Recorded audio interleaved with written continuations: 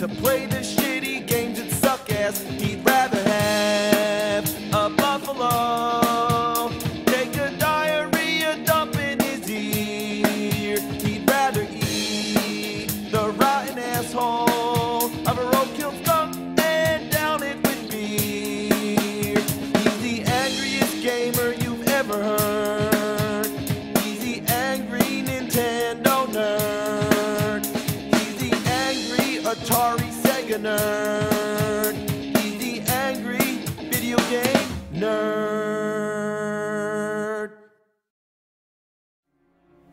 I've been called upon to take care of business once again. Apparently, there is a game worse than big rigs. Worse than Dr. Jekyll and Mr. Hyde. Worse than Crazy Bus or Desert Bus. It is known as Hong Kong 97, and I've been getting requests for it up the ass. The requests are so far up the ass, it's time to shit them out. The game was made for the Super Famicom in Japan, but never saw its way to the rest of the world. This is one title that we definitely didn't get on the Super Nintendo. It was made by Happysoft. Happysoft was most famous for making Hong Kong 97, their one and only masterpiece. On this one occasion, they rose from the depths of hell, excreted this unholy turd onto the earth, and then descended back to where they came. Supposedly, the game was so horrible, it barely even came out on the Super Famicom at all. Stores rejected it, and its release status is a mystery. It's so rare that to this day, not a single cartridge or physical copy has shown up at all. I can't even find a picture of one. So the only way I can experience this game is the same way as the rest of the internet.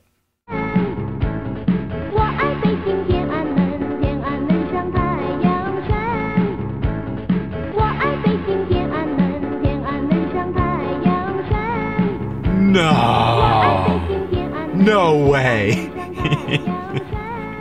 How do you like that soundtrack? That won't get annoying at all. I've heard games with 5-second music loops before, but not with lyrics. There's options for 3 different languages. Strange considering how the game didn't travel very far, at least not until the internet got a hold of it. Alright, I'm picking English. We will sell your original SNES games. 1/3 of the gross profit will be yours. We welcome games of any kind. Oh, I bet. So please send us your floppy. Send us your floppy. Would you like to sell our products at your store? We're looking for dealers worldwide. Enough already! How desperate could they be to sell this game? And I guess still nobody bought it because nobody can find a physical copy. Then finally the title screen appears. Jackie Chan. Apparently Jackie Chan is in the game, who I doubt gave any consent to Happysoft or was even aware of it. The image is stolen from the film Wheels on Meals. The game was released, made, or at least copyrighted in 1995, but set in the future of 1997. The year 1997 has arrived. A herd of... This can't be real. No. No, somebody's pulling my leg. A herd of fucking ugly reds? Was a herd of ugly reds too weak? Did they really need the F word to fucking drive home the fucking point? This was before cursing in games was common. I remember how shocked I was when I first played Rambo on NES and saw the word hell. But here, they dropped the F-bomb! They did it! A game made for the Super Famicom! It's the closest you'd ever get to a Super Nintendo game that says fuck. And the music is still going. A herd of fucking ugly reds, period, are rushing from the mainland. Crime rates skyrocketed. Hong Kong is ruined. Therefore, the Hong Kong government called Bruce Lee's relative, Chin. Bruce Lee's relative.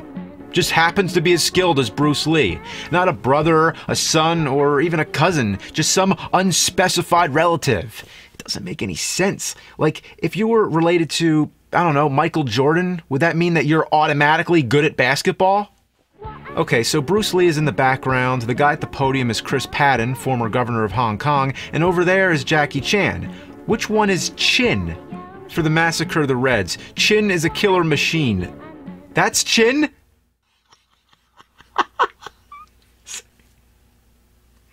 It's Jackie Chan playing Bruce Lee's relative Chin. Oh, Chin. What a name. Could it be any more common? Oh, wipe out all 1.2 billion of the red communists. Stop. I can't take anymore. I haven't even seen the game yet. Oh, wipe out 1.2 billion people. And if I'm not mistaken, in 1995, that would have been the entire population of China. Bruce Lee's relative is so powerful, he's the equivalent of 1,000 nukes. He's gonna murder the entire population of China by breaking their necks. Even when Bruce Lee would take down 20 people, it took him a little bit of time. But now comes Chin. You don't fuck with Chin. However, in mainland China, there was a secret project in progress. A project to transform the deceased Deng Xiaoping into an alternate... It's killing me. So apparently, for the character of Deng Xiaoping, they used an actual image of a real Chinese leader, Deng Xiaoping. Spelled differently, but pronounced very similar. When the game was made, this guy was still alive. Couldn't they have at least had the courtesy to wait for him to die before transforming him into an ultimate weapon? This is the most epic, absurd opening to any video game I've ever seen. Nothing compares. That'd be like if I made a game called New York 2017. Motherfucking demons from the planet Jupiter have arrived through the Manhattan portal. The leader of United States calls upon Master Joe, John Wayne's half-cousin's stepson, to annihilate the 2.5 octodecillion alien scum of the universe. However, on Jupiter's secret moon, a master plan is conceived to resurrect the astro-demonoid Dill Clinton into a mecha doomsday machine. Now that I've digested all that, let's play the game.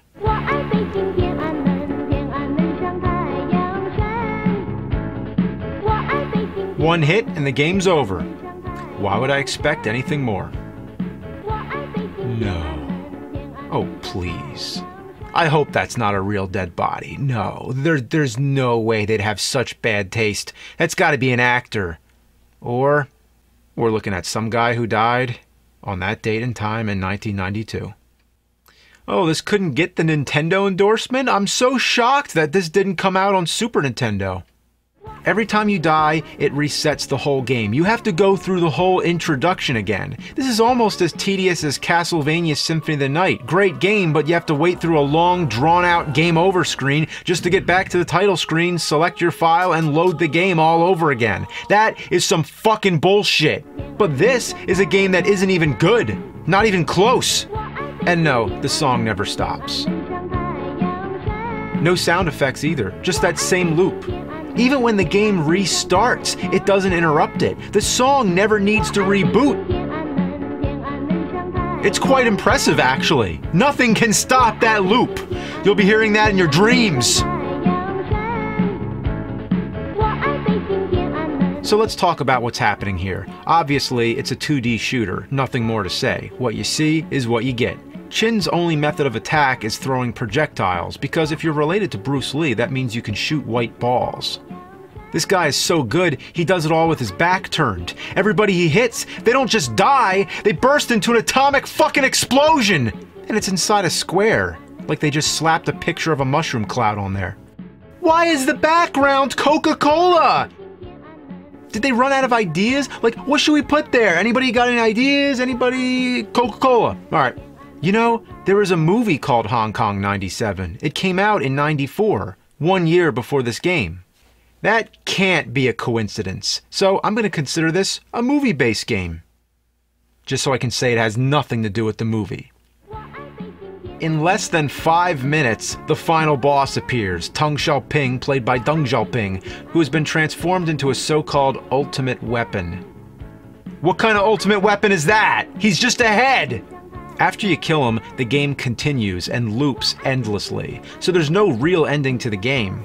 Unless maybe you kill 1.2 billion people without getting hit once, but who would ever try that? The strange thing is that Deng Xiaoping actually died in 1997. The game predicted the future. In fact, 1997 was the year the United Kingdom returned their rule of Hong Kong back to China.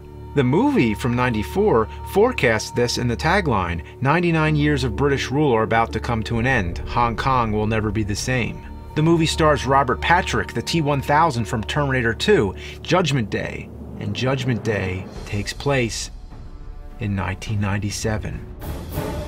Part of Deng Xiaoping's ear is sort of cut off, like when Mike Tyson bit off a piece of Evander Holyfield's ear in 1997. The car, I'm willing to bet, is a Mercedes-Benz in which Princess Diana died in '97. And what was the year Coca-Cola launched Surge? '97. And it's no coincidence all my Surge protectors were made in China. Rebooting the entire game after you die, just like Symphony of the Night, '97. Jackie Chan, Rumble in the Bronx, New York City, the Big Apple. The year Steve Jobs returned to Apple in '97. The unstoppable, unrelenting song is called I Love Beijing Tiananmen, also known as I Love Peking Tiananmen. Peking duck is a famous duck dish from Beijing. And Scrooge McDuck had his 50th anniversary in '97. The game was such a titanic failure. Titanic, the movie from '97. Why was this game's sole purpose to direct us to the number 97? Huh. Like the NGC 97 galaxy in the constellation of Andromeda. The Princess Andromeda, who was chained naked to a rock to be sacrificed to a monster. Like Princess Leia and Jabba in Return of the Jedi. The special edition of Star Wars in '97. Oh fuck, we're back again. Man, I was just trying to get a final answer here, but I went full circle. Like the song that keeps looping. A game that keeps repeating. Maybe it's all about a cycle. An endless cycle. Old shitty games that become new again. The past becomes the future. Birth and death. On and on. It's a cycle of life. The game is the meaning of life. And the thing that keeps life going, reproduction and food, which becomes shit. The game is fucking shit there.